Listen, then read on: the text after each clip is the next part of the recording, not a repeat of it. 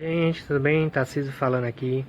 Decidi gravar esse vídeo de uma maneira mais rápida e mais simples para falar um pouquinho sobre o que está acontecendo com a questão do coronavírus no Brasil e no mundo. A primeira coisa que eu quero falar é que os cientistas eles já descartaram a questão de que é uma arma biológica. Diversos cientistas de diversos lugares do mundo já, através do estudo do bioma, já descobriram que não é de fato uma arma biológica, ok? Os sintomas que ocorrem com o coronavírus, eles são sintomas muito parecidos com a questão da gripe, né? Por isso que muita gente confunde. Eu vou deixar uma imagem aqui e vocês vão ver que existe muita questão de tosse, de febre.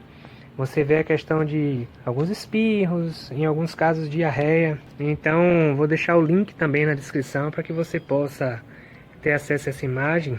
E eu quero te falar que o maior perigo do coronavírus, na verdade, não é nem a questão da mortalidade. Muita gente até fala, mas tem outras doenças que são mais mortais. O grande perigo do coronavírus, na verdade, é que os sintomas eles demoram um pouco para aparecer. Então, normalmente eles aparecem com um máximo de 11 dias, mas em média com 5 dias. O que é que isso significa? Significa que as pessoas estão infectadas e não estão com sintomas, e por isso elas continuam tendo a vida delas normal e acabam tendo contato com outras pessoas e transmitindo no caso o vírus antes mesmo dos sintomas começarem a surgir na vida delas. Então esse é o grande perigo. E qual é a maior forma de prevenção, né?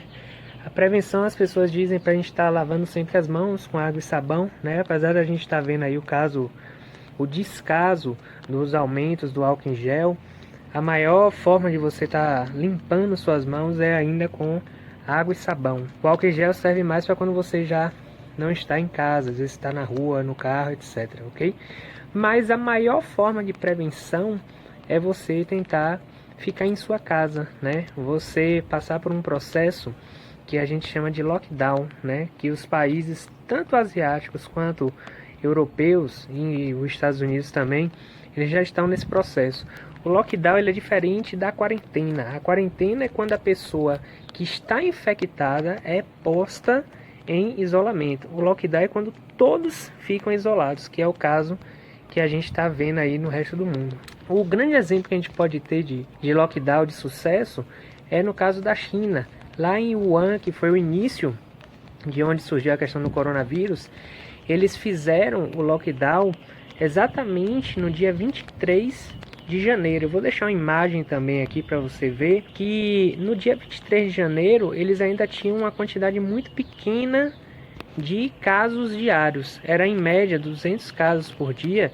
Porém, mesmo após o lockdown, você vai ver que houve um aumento de casos por dia, o que alcançou um total de mais de 80 mil. Atualmente foram 88 mil casos na China.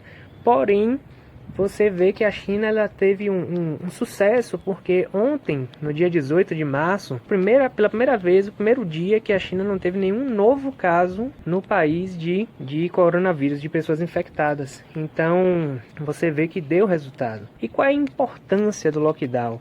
Eu vou deixar aqui também uma imagem para vocês verem que a gente chama de uma curva, e essa curva ela mostra se a gente não se resguardar, se a gente não se mantiver em casa, o que é que pode acontecer? A gente pode ter um pico muito alto e isso pode superlotar justamente o sistema de saúde. Então a ideia não é nem que se evite que muitas pessoas sejam infectadas, porque o próprio sistema de saúde, o próprio governo já sabe que vai haver sim ainda muitas pessoas infectadas, porém o ideal é evitar que seja ao mesmo tempo, para que não ocorra essa superlotação, que é exatamente o que está acontecendo na Itália. A Itália, eu vou deixar também um gráfico aqui, eles fizeram lockdown no dia 9 de março. E no dia 9 de março você vai ver que eles tinham um total de 1.800 casos diários novos de coronavírus. Então eles demoraram muito para fechar o país. E aí o que é que está acontecendo hoje na Itália? A Itália ela tem sofrido bastante porque o seu sistema de saúde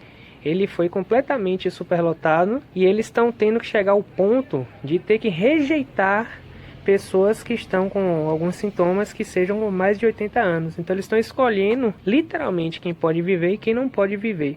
As pessoas de 80 anos eles estão indicando para nem irem para o hospital, porque não tem vaga.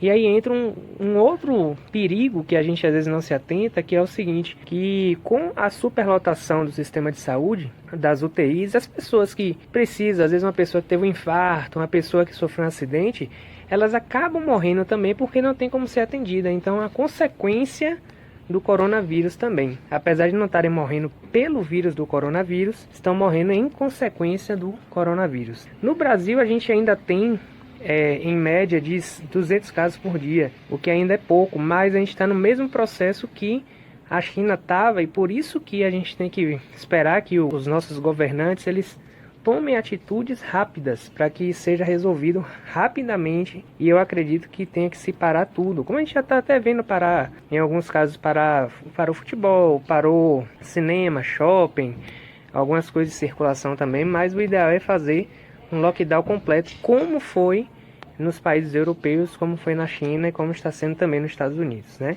E eu queria deixar uma palavra para vocês, que é a palavra que está lá, 2 Crônicas, no capítulo 7, no versículo 14, que diz: se o meu povo, que se chama pelo meu nome, se humilhar e orar e me buscar e se converter dos seus maus caminhos, então eu ouvirei dos céus, perdoarei os seus pecados e sararei a sua terra. Que a Igreja do Senhor Jesus possa se levantar em oração pela nossa nação, você possa orar pelos seus familiares, você possa orar pela sua cidade e que você possa clamar ao Senhor misericórdia, porque a Bíblia fala que o Senhor ele ouve o nosso clamor e o Senhor ele tem poder de sarar a nossa terra.